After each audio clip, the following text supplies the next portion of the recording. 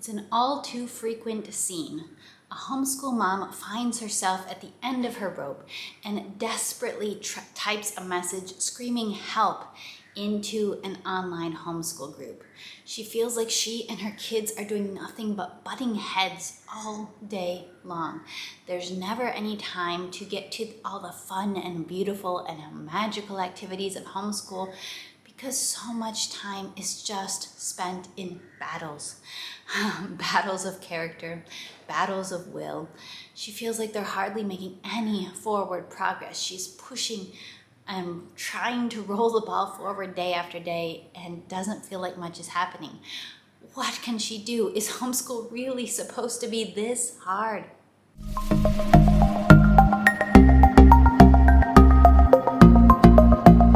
Inevitably, I find that these desperate messages asking for help tend to be met with what I would call Band-Aid solutions. Helpful homeschool moms will type in, what you need to do is just get outside a whole lot more with your kids. Whenever you notice things start to get a little tense with the school books, just shut the books, go outside and play. That's what kids really need. Or what you need to do is just scale all the way back. You're probably trying to do way too much. Don't try to do the extras, don't try to do the electives, just stick to reading and math, the very basics. Spend as little time on school as possible and just get out and play. Focus on relationships, focus on play, and it'll all work out. The problem with this very well-intentioned advice is, in the words of my own mother, it's like trying to clean up a disastrously messy house by just flicking the light switch and turning off the lights. And it seems to work magically because when the lights are off, you can't see the mess anymore. However, it doesn't mean it's not still there. Going outside to play is really fun. I am a big proponent of outdoor play, free time, creative play for children. However, that is not what will fix the deep heart issues at the heart of a homeschool that's desperately hurting. When we back off from challenging our kids to do their best work because it's just too hard to enforce the challenge and they make it too miserable to enforce that challenge. When we back off from giving them opportunities to be responsible or to do their work or to be held accountable, we're trying to clean house by turning off the lights. Now, perhaps you do need to sit down and take some time to really reassess whether the work that you are asking your child to do is appropriate to your child's current developmental level and current abilities. It is possible that you were overly ambitious or dreamed a little too big or didn't really think through what all of the work you're asking your child to do would look like in an everyday. So yes, definitely take the time, sit down and assess whether you are satisfied and content and confident with the workload you are asking your child to do for whatever their age is, whatever their grade, whatever their individual needs are. Then, when you have determined that yes, actually you are satisfied and you are content with the amount of work that you have assigned to your children, you have decided that this is appropriate for helping them to grow their skills at this stage, then when you've decided that, you can walk forward with confidence and peace in challenging your child and equipping them with the emotional, mental, and maturity skills needed to accomplish the work that you've assigned. Schoolwork has a funny way of shining a light on weaknesses in character. Sometimes you're sitting down with a little one to do math and they burst into tears because they hate math and math is hard. Well, how should we respond when we discover that our child hates things that are hard and when they hate aspects of God's amazing creation, which includes math and science and all languages and thought and all of these interesting things to learn about are actually created and designed by God? How should we respond when we're finding out that they're hating to do hard things? Is that the appropriate response to hard things? What if instead of turning off the lights and taking away the little pressure that schoolwork gives, What if instead we were grateful that the simple, humdrum, everyday work of school could shine a light on these weaknesses of character, on these areas of immaturity where our children need to grow, where we can clearly see from a simple workbook page that, my child does need to grow in their ability to handle hardships in life with grace and with minimal drama. Handling hardship with grace and with courage, with peace, is one of the most basic and most essential life skills that will benefit our children throughout their lives. There are hard things that our children face outside of academics, but for many of our children, some of the most daily hardships they will face might be within the covers of a school book. It will be that daily, tiny practice, gentle practice in doing something that's hard or doing something that's not fun.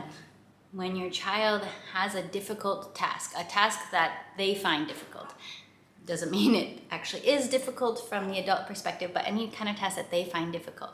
When this is a regular part of their day and they respond to it by melting down, by tears, fighting, battles, drama, you know that, hey, this is an area where we can work, where we can grow, where I can prepare my child, where I can equip them with the ideas and worldview necessary to say, hey, this is hard. This is something that I find hard for whatever reason, whether it's non-academic, like picking up my toys or being nice to my sibling, or whether it is academic, like writing 3 sentences or doing 10 math problems. Whether it's academic or not, as parents, we should not back off from equipping our children, helping our children to learn the skills necessary to face hardships with grace, to face hardships with character and with courage, to say, you know what, I'm not too happy about having to do this, but I'm going to do it. And I'm going to get that sense of accomplishment and that sense of realization that, hey, I can indeed do something hard and I can do it without throwing a fit. That's an amazing accomplishment for a young child and something that can grow with them. Never let something being hard be used as an excuse to not do it. We shouldn't use that for ourselves as adults, as mothers, as parents. We need to be leaning into those hard things ourselves. And we need to be equipping and helping our children as they grow to lean into those hard things and realize that, hey, they can handle those too. I am a big believer, as I said, I'm a big believer in outdoor play, in free play, in creative play for children. But you will never hear me recommend that as the catch-all solution to problems with relationship skills, battles in your homeschool, and stress and burnout and misery in your homeschool. I'm not going to say that the solution to that is go outside and play, because ultimately the solution is building the skills necessary to have respectful relationships and to do hard things, even in those moments of tension. Not only when everything's easy because you're playing outside, but also when things are hard because we're all doing things that we don't really want to be doing right now. So if you're in a place where you find that school is badly, look around you and try to figure out why. Is it going badly in spite of everybody generally doing their best, trying hard, speaking respectfully to each other, having generally positive attitudes, and everyone trying to work together? Is school still going badly? Well, in that case, you probably are trying to just do way too much and you need to take a step back and just go out to play. However, think about it. Is school actually going badly because Peter won't stop annoying his big sister Susan, even though he's supposed to be writing a simple paragraph about the characteristics of insects? And then Timmy is on the floor crying because you gave him 15 math problems to do and he doesn't want to do them, even though you know that it would literally take him 5 minutes to finish the problems if he would just stop crying and do the work. You have to look at your homeschool and assess, why is it going so badly? Is everyone actually cooperating and we just have too much to do? Or are we facing a lot of immaturity, battles of will and character, and just not wanting to do hard things? If you find that in your homeschool, a lot of the battles are stemming from just the will and from not wanting to do things that are hard or unpleasant in the moment. Should you then let go of the standard that you've set and the assignments that you've given? Personally, I would argue that no, it's not in your best interest as a mother, and it's not in your children's best interest either to let go of the standard that you have set for your home and your school. Mom should set the standard where she feels peace and confidence with that standard, and then she should work on equipping her children to rise to that standard with the emotional toolbox, with the skills, with the worldview, with the big ideas that fuel small actions of every day, with the big ideas that fuel the way we interact with others and respect them. Mom should set that standard and then work towards equipping her children with all the tools they need to meet that standard.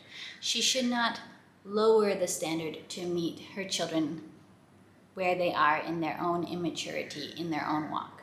There is really no reason that we should be, as moms, lowering our standard to, well, I guess the only way that we can handle not fighting and not annoying each other to death is to go outside so that we can all have wide spaces between us.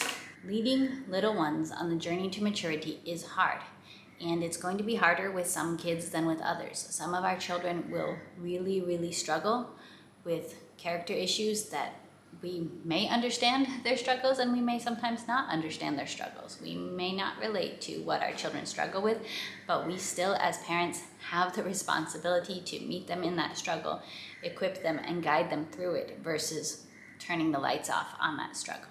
If it is possible, I would recommend that you turn on more lights, that you purposely introduce challenges, whether academic or totally non-academic, little difficulties into your children's day, opportunities to really teach the deep values and the deep worldview that underscore the way we live and act and interact in the work of everyday life. Our kids only get to be kids once, and it's going to go by really fast. And we don't want to waste the chances that we have to confront immaturity in its ugly forms, to walk with our children in battling with their own souls, their own wills, when they are displaying this immaturity. It can be hard for us, but we as parents should also not be shying away from doing these hard things. We should not be meeting the hardships of our day with tears and tantrums of our own, but with the same grace and courage that we want to encourage our children to face their own hardships with. This is a work worthy of doing and worthy of doing well. I hope that you can be encouraged to continue to face these little battles and to see them not as a distraction from the beautiful work you want to do, but a very beautiful and challenging work all in its own. I hope that this video could encourage you, and if it did, please give it a thumbs up. We can chat more in the comments, but otherwise, I will be seeing you next time here on 7 and All. Bye!